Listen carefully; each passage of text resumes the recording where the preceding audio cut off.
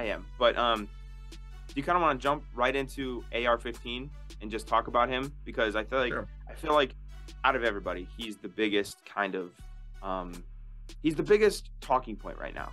And hey, by the way, we have like 5 minutes left in this meeting. I can send you another one to finish, but we've been talking for I only have like 40 minutes. Anyway, I feel like AR-15 is the biggest talking point right now from the draft. He's the most heavily debated. Everyone's either calling him a bust or, again, he's the next Patrick Mahomes. He's actually Jesus Christ in football pads, according to some people. And then some people say he can't throw and he's Tim Tebow. Also, number 15 from Florida, I will say, is that a coincidence? I don't know. But I kind of wanted to hear your thoughts on AR-15. I have my own thoughts that I think, but I want to hear what you have to say first, and then we can kind of piggyback off each other. My thought is every player in the NFL, in the NFL draft, when you evaluate them, you want to evaluate them as a whole for everybody. When you give player draft grades and you rank them, you're not ranking them for unless you specify I'm ranking them for my favorite team. You're ranking them as if they go into a base system. If they go into a base system, I don't think I love Anthony Richardson. If he goes to the same system that every other quarterback goes to, I don't think he turns out nearly as well most of the time. If he gets to a team that can develop him and bring in the right pieces and they are competent, it could work out. But the thing is, I don't think any of those teams are in the area where he's going to get drafted. I think he's a second-round pick. I think he's like a second-round pick, very similar to Jalen Hurts in the fact that, draft him if you're a team that is good. Like the Eagles, when they drafted Jalen Hurts, they were good. And it was like, why are you drafting quarterback? This is second round. Gets Carson Wentz some help. And it was like, no, we're going to get ourselves a quarterback. I feel like he should be a second-round pick. I think that's, but he's not going to be. He's going to be top 10. Maybe he goes like top 14 or whatever. I've seen legit reports that teams in the top 5 are thinking about him. Like, honestly, Jim Irsay and his aggressive nature. Would you be surprised if he pulled the trigger at number 4? I wouldn't. I think it'd be hilarious. Yeah, I mean, the same dude who hired dude who hired Jeff Saturday as his coach is going to draft Anthony Richardson 4th overall. But would you be surprised? Would you? Okay, so what I'm hearing you say is you think he's a second-round pick, but you kind of like his physical attributes. But I think when you watch Anthony Richardson's tape, his footwork is garbage. His accuracy all over the place. His ball placement is inconsistent at best. Does he have a rocket arm? Yes. But I actually saw a quote by Kurt Warner. It was a tweet just a couple days ago, and like you were just saying, Kurt Warner, Hall of Fame quarterback. It's more important to know how to throw it than how hard you throw it. So he can have a fastball where he throws 90 miles an hour, and that's great. But does he have the touch? Can he throw it back shoulder? Can he throw it over the linebacker in between the safety? Can he hit the outside boundary, on a corner or an out route? Can he do those things? That's more important than can you zip it in a hole this big, this fast? And that's great and dandy, but I feel like quarterback is a much more nuanced position. And again, like we were saying, you can survive a little bit on the read option, on the quick throws, on the whatever, but there comes a time, and that all great quarterbacks do it in the NFL, where you have to make that touch pass, you have to make that perfect throw. That's just the fact. So how long can you survive with him not being able to do that? Can he kind of figure that out? Can he become more nuanced? I think, like you were saying, it really depends on coach. Coach to me is the most important thing. I think the best scenario for him, if I was Anthony Richardson and I'm thinking, okay, I want to go early, but I also want to go to a good coach, I say the Panthers. I think Frank Reich could do a good job with him. I think the Panthers have pick 12. If I'm the Panthers, I think I would take a chance on him at 12. You have, a good defense. You have a decent offensive line. Ike Ekwonu was pretty good last year. And then Frank Reich coming in has proven that he can help quarterbacks. So, but yeah, I'm very torn on Anthony Richardson. Okay, let's say he goes forward to the Colts. What's going on with Anthony Richardson? Like, will he struggle? Will he adapt? Like, what do you think? You think he's just gonna flame out? He would struggle majorly. I would assume probably gets traded after year 2. Mm-hmm. Hopefully to a team that could develop him. You mentioned something that I want to add on because you talked about, you got to be able to throw those touch passes, throw back shoulder. It's not about the fastball, it's about everything else. That is the exact reason why this is an atrocious quarterback, I'll say, era. Like, it's insane. I think there's 2 quarterbacks in the NFL. 2 quarterbacks in the NFL. Screw it, 3. There's 3. I'll throw Mahomes in there. I was questioning whether or not to put Patrick Mahomes in there. That's what's crazy. Yeah. That are just consistently making every throw in the book. You need to throw back shoulder. You need to throw deep. You need to throw underneath. You need to squeeze it in that window.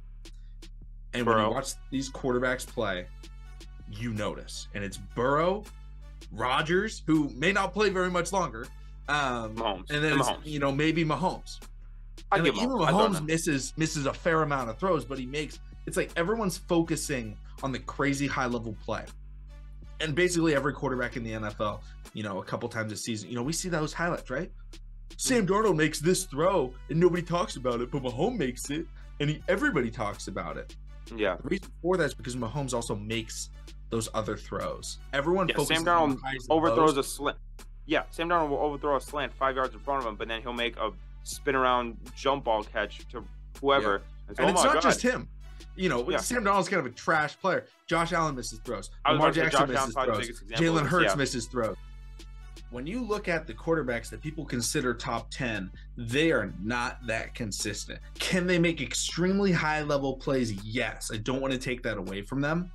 But at the same time, the reason why they struggle to beat these other teams, the reason why Tom Brady was so dominant, right? The reason why, it was because he didn't lose to bad teams. Mm-hmm. Every time Tom Brady went up against a divisional opponent, the Jets, his division sucked, or he went up against a bad team, he wasn't losing. Like, he would maybe lose to Peyton Manning. He would maybe lose to Phillip Rivers or Big Ben, right? Elite quarterbacks, but he was not losing to a player that was bad. And Tom Brady's, not the only example. Even look at Big Ben, Phillip Rivers, right? These were quarterbacks where they were able to make work. Was Tom Brady or Phillip Rivers hitting sidearms? Well, Phillip Rivers was, because every throw was sidearm. But, difficult, crazy sidearm, throws across the middle? No, they weren't. But what they were doing was just being consistent and hitting the throws that they needed to make. And that was the focus on quarterback back then. Right? I hate this term. 15. I hate this term because it's used to support a narrative I don't like. But it's almost like we're in the social media quarterback age, where it's just every play's a highlight, every play's the bomb, every play's the insane 360 left-handed throw. All sports. All sports. I want to give an example. It was Austin Rivers with basketball. I know you're not a huge basketball guy, but Austin Rivers has had a 12-year NBA career. Austin Rivers had one of the best high school mixtapes for basketball, like, ever. Yeah, dude was insane. Got a whatever was it, Ball His Life back then, whatever it was.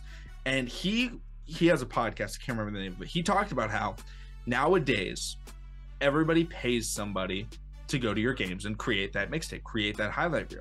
Yep. And so basketball players that are playing in high school, they're no longer making those extra passes. They're rather than scoring, catch, one dribble, put up that shot, knock it down, they're going catch, tween behind the back, trying to get that crazy highlight play, when in reality they're missing out on the fundamental basketball.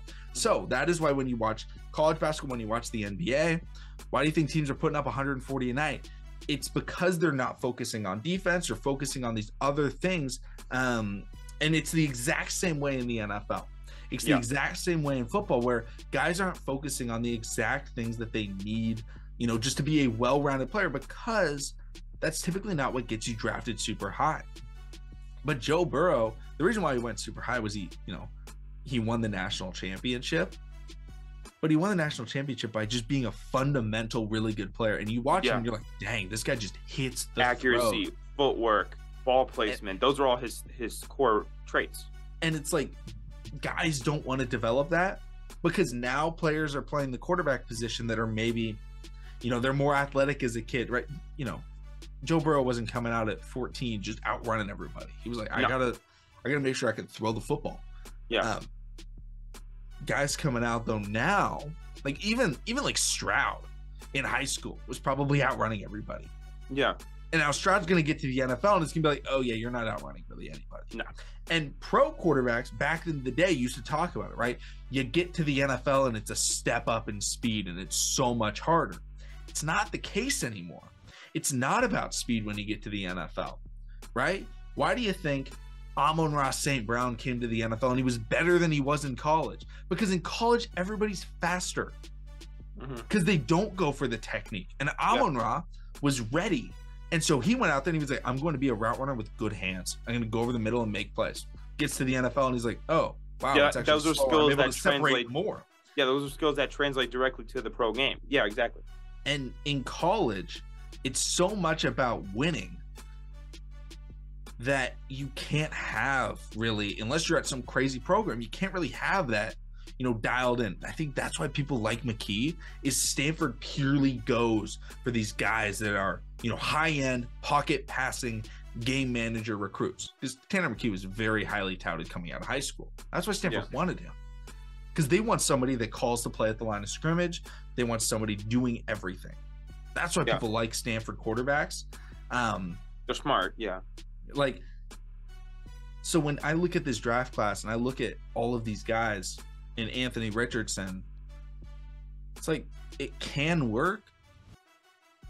But I promise if any quarterback is coming into the league and they can hit those passes, I don't care if they're 5'10" like Drew Brees, if you can hit those passes, you are going to be in the NFL.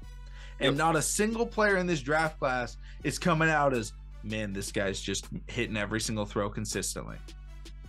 When in reality, because everyone thinks teams want, oh man, on Sunday Night Football, I watched Lamar drop that elbow, sling it underneath the defender's arm, got that completion on third down. Everyone thinks they want that. No, you want the guy on 2nd and 6 to hit the check down to make it 3rd and 1. Yeah.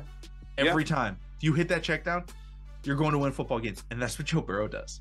It's like you watch him, it's like, oh, Joe Burrow, 2nd and 7. Back shoulder fade to T. Higgins. Perfectly placed. You want to hear a perfect example of this, McConnell? And I'll bring this up as an Alabama fan and as an avid Tua fan. Yeah. Everybody knows Tua won the national championship on that bomb to Devontae Smith, right? That was on 2nd and 26. You know what Tua did the play before? Spun around 3 times, but didn't throw the ball away, got sacked for negative 16 yards. Everybody remembers the bomb, but how are we in 2nd and 26? Your percentage of converting 2nd and 26 is very fucking small. Yeah. Very high. So with Tom Brady, maybe it's 2nd and 4, and then they just methodically march on the field and they punch it in instead of not minus 16 yards, bomb down the field, right? So it's about playing good fundamental football, which is something that AR is currently struggling with.